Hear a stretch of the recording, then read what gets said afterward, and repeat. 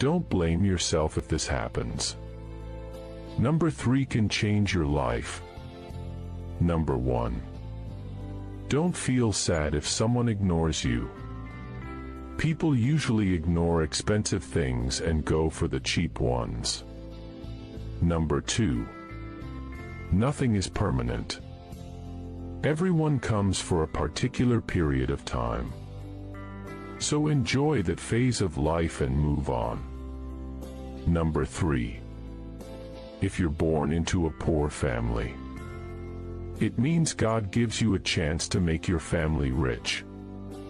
Please be consistent, so you can make it happen. Number 4.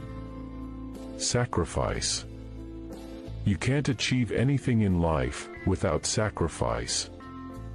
Sacrifice is a part of life. It's not something to regret,